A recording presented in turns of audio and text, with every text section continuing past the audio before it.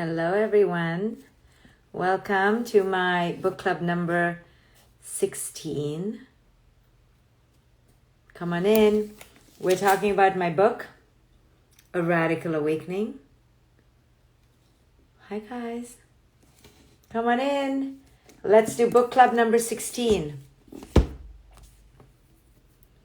So, part of a radical awakening involves really learning to walk away, to say no more. Now, part of awakening involves a brutal letting go. And that's the radical part of it. And that's the most painful part of the awakening. You just had an aha moment? We've not even begun. What's your aha moment? So we're talking about my book, A Radical Awakening. If you have read it, do share it with others. Share your review. This is book club number 16. PJ Sanchez says, thanks for writing the book. Wonderful. I'm happy you enjoyed it. So part of the awakening, which is so hard for people to understand, is that it involves a huge saying no more, a huge release. And this is the brutal part of it. The brutal part of awakening, which no one wants to do, is the radical goodbye. Now, it doesn't have to be cruel, but it is a brutal pruning, shedding, skinning, letting go, a release. And I don't think we factor this in when we think about, oh, I'll just change or I'll just transform. But on a day-to-day basis, there has to be a constant shedding. And you think that in the shedding, you're actually losing, because we've been told that letting go of things is a bad thing. So in the shedding and the pruning, we think we're letting go. We don't realize that in the letting go is the growth. So I talk about how growth is not an additive process. It is a subtractive process. But people don't get that. We don't get that, right? Because it's counterintuitive. Growth should be more. But in the spiritual world, in the emotional, psychological world, growth is the letting go, is the pruning, right? Because what are we letting go? We're letting go all the false ways that we have learned to adapt and survive, right? So the pandemic allowed us for a brutal letting go. The question is whether we understand it and we embrace it and we truly incorporate it. For example, I know all of us in the pandemic, without exception, stopped dressing up. For example, we were okay not even wearing a bra all day. We were okay in our sweatpants, right? I'm in my sweatpants right now underneath and just my exercise t-shirt. We were okay not wearing makeup. I'm talking to you women. So we were okay. So now when we come back, let's examine what can we let go? What can we keep from the pruning? So I'm talking about objects. Objects are relatively easier to let go. But let's talk about relationships, right? In the pandemic, we began to not meet all our friends, the 50,000 that we thought we had. And we survived. So now let's prune away the non-essential nonsense. Now, why is this so important? It's important to do with less because this letting go and entering the less allows for an internal awakening. We cannot go within if we're constantly busy and manically obsessed outside? What can we let go of each day? What can we release each day? Because it is in the letting go that our day becomes emptier, and an empty day is a glorious one. An empty space is a glorious space, because emptiness is the birthing ground for internal reflection. You cannot go inward if you're constantly outward, no? If your eyeballs are constantly distracted and you're constantly occupied on the outside, there is no space for the inward. So letting go is part of the awakening. It is not a failure. It is growth. So who have you let go lately? What have you let go lately? Are markers of growth. And especially relationships that demean you, relationships that dim you, relationships that give you a bloody headache, relationships where you're constantly watching yourself. Now, if at work you're watching yourself, okay, at least you get a paycheck. But at home, you don't need to be watching yourself. In your free time, you don't need to be watching yourself. And it doesn't matter if it's your mother, your partner, your daughter, your neighbor. This is where you enter your power. This is where you say no. Right? Look at your life as a beautiful oak tree that needs constant pruning in order for new blossoms to emerge. If the tree held on to every damn petal, it would never rejuvenate. So, somebody wrote, most people around me, I feel like that about family and fake friends. So this is not about a cruel letting go, but it is about a brutal analysis of what in my life is really an addendum, is an extra, is not essential. And how do I prune my day? How do I align my day so that it is filled with things that most allow me to be me? So part of the awakening involves, yes, it's so difficult to let go. It involves a brutal letting go. Letting go of objects, letting go of excess, letting go of distractions, letting go of toxic relationships. Toxic relationships are the number one. And then that gives you time and energy and space to cultivate the nurturing ones. The nurturing ones are simply easy. So part of the awakening is a brutal confrontation with the naked self, right? It is doing a careful audit. It is doing a brutal audit, looking at yourself in the mirror and going, okay, what is the bullshit I need to end? What is the story I'm telling myself that keeps me stuck? How can I make my life more bare, more simple, more streamlined, more so that I show up? So I'm not all in the noise of it, but I show up, I shine. How can I shine in my life? And the only way we can radiate in our lives is if we've cut out the bullshit. Because if we have too much bullshit, then it drowns our authentic self. Right? So our goal in the awakening is to become more and more naked, which means more and more your true self. How do you let go of the parent you're closest to? Well, why you ask that question in itself is an oxymoron, right? How do you let go of the parent you're closest to? If you were close to them, you won't be asking this question.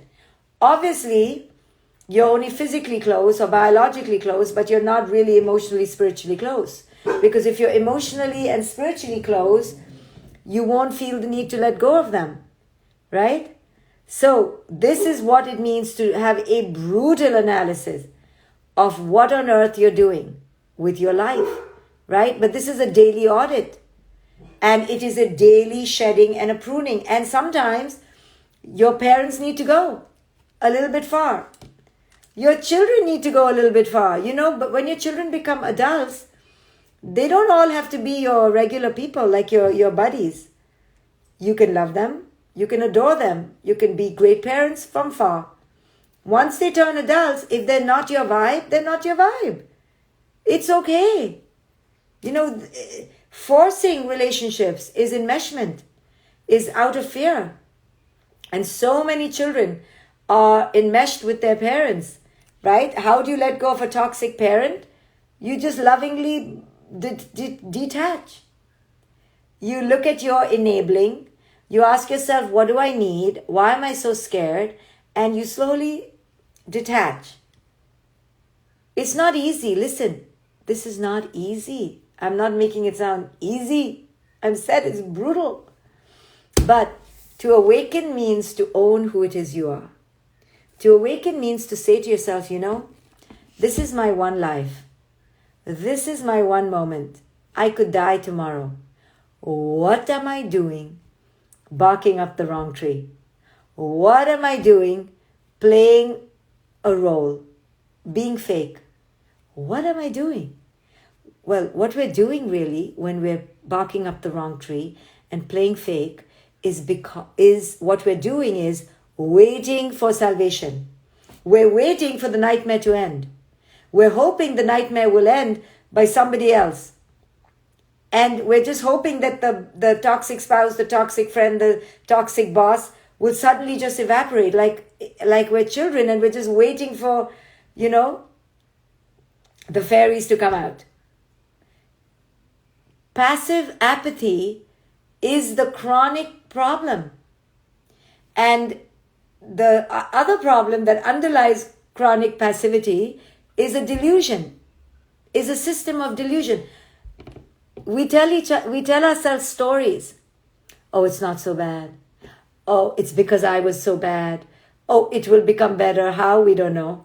Or he was just in a bad mood. Or it was just a Tuesday. Or it rained really hard. And we'll make any sort of justification in order to not take action. Because action involves a brutal release of something. And of course, the most profound action is a brutal release of your own bullshit, of your own delusion, right? So the reason we suffer is because we are attached to a particular way of doing something and we are refusing to let go because we're scared of guilt. We're scared of people being upset with us, right? So somebody asked, how do we deal with the guilt of pruning?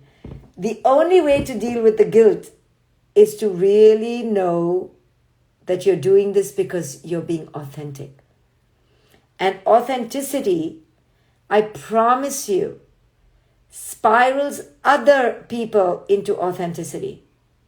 Your wake up, right? When I woke up, I wrote this book. When I write this book, I help you wake up. You wake up, you help your niece wake up. When niece wakes up, she helps her mother wake up.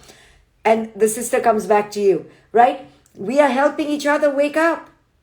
So when we dare to wake up and release ourselves from toxic bullshit, we become free. And when we become free, we teach other people to be free. There is no way 10 years ago, if you had told me I'd be living this life, I would have even believed you. I would have said, no way. I would have said, are you crazy? I would have been offended. How dare you tell me I'll be divorced? Who do you think you are? I was so attached. But evolution happens and we must flow and we must move and we must grow. But that meant for me letting go of my 25-year-old marriage, which was devastating and traumatic and shocking. But I couldn't stop the evolution. I couldn't stop the flow. We have one life to live. You have to check in on a daily basis to see if this is your most authentic self. Within the confines, of course, if you have, 3 young children under the age of 2, you may not be able to change your job, leave your job, get a job. Okay. Within the confines, you have to try to find the most authentic you. So I'm always looking for excuses to avoid the awful truth about my marriage. I know it's not easy because who we were when we got married is not who we are now. Who we got married to is not who we are now. Marriage is a test of time. And over time, we evolve. Now what do? Right? At the job, we can say we're leaving the job. The children grow up and they leave. Marriage? What the hell, right? It's difficult. Same with your parents, your biological parents. How do you detach from a toxic parent? So, what we need to understand is that finding our authentic self is a brutal process. You have to decide if it's worth it. You have to decide if this is something for you. So somebody's asking, would I ever get married again? Well, I don't understand. I don't know if I can speak about the future, but as far as I can guarantee you right now, no, because I don't believe in the institution of marriage. I don't need it anymore. I used to need it when I was dependent and young, but I don't need the institution of marriage anymore because I'm married to myself, right? So I've reached a stage in my evolution where I'm fully in union and communion and marriage with myself. I don't need to enter a contractual obligation with anyone else. I'm in contract with myself. And when you get to this place, you will understand that you don't need marriage to be approved of by culture. I don't need a man or a woman to fit into a box, right? I don't need that anymore. I did. When I was younger, I did. It was my idea. I wanted approval. I wanted validation. I wanted to be like everybody else. And now I don't need it. So when you enter your own power and you enter your own liberation and you enter your own knowing, you don't want anyone else to know you. You're not looking for that. You're not looking for it because you begin to have wisdom about your own sense of who you are. And you're not looking for somebody to complete you, validate you, love you, honor you. If it happens, it's amazing, but you're not looking for it. You don't need it. Thank you very much. I'm really good loving myself. And you can have friends and you can date and you can go out and you can have fun, but you don't have to live in a box. So what you need to understand about my conversation today is not about whether you should get married or not. Is whether you know who it is you are, whether you are living your most authentic self, whether you within yourself are clearly aligned with yourself. Do that work. That's what's the missing work. We're all getting married at 25. We don't even know who it is we are. So somebody writes, I'm not just married to my husband, but to his whole family. Yes. So, these are things, and you can love a lot of people and you can love the whole family, but you don't have to be betrothed to them. Nobody owes you anything and you don't owe anyone anything and nobody owns you. So this is the revolutionary aspect of a radical awakening, is growing up and adulting yourself to your own radical ownership, that you own yourself. And no one really wants to do that because that's a lot of work. You have to pay your own bills. You have to grumble to yourself. You have to console yourself. You have to love yourself. You have to praise yourself. Right? So we don't want to do that, because we've been so accustomed to having this from the outside. Well, as long as you're tethered to the outside, you will suffer. This book is the pathway to your liberation, I promise you. And I live it, I espouse it, and I live pretty much free and pretty much joyful pretty much all the time, because I understand that the only fountainhead of my fulfillment lies here. And that's what I cultivate every single day.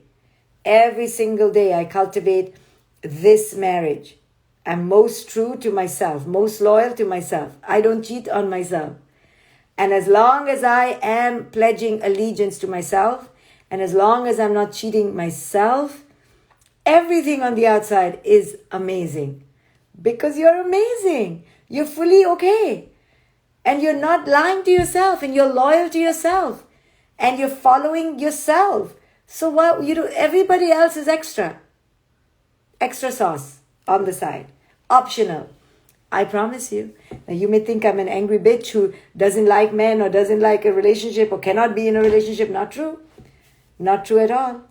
Not angry at all. Not resentful at all. Fully enveloped in my worth. So this is what I want to help other women get to. This is what this book is about, is to help you women enter your own inner power, to truly understand how society has played you, and there's a way to get your power back. That's what this book is about, Vanessa Torres. She's asking, what is the book about? So, this is a gift, as I always say, to women to wake up their soul, to understand who it is they are, to develop their most ultimate relationship with themselves. And you can awaken no matter who is around. You can be in a solitary confinement in a prison and wake up. So there is no excuse. This is the point of the journey, is to wake up and to fall in deep love with yourself. Right? This is what this book is about. It's like to fall in deep love with yourself. Like, this is what you owe yourself. The deepest love. Where can it be purchased? This book can be purchased everywhere books are sold. Amazon, Barnes & Noble. Grab the book.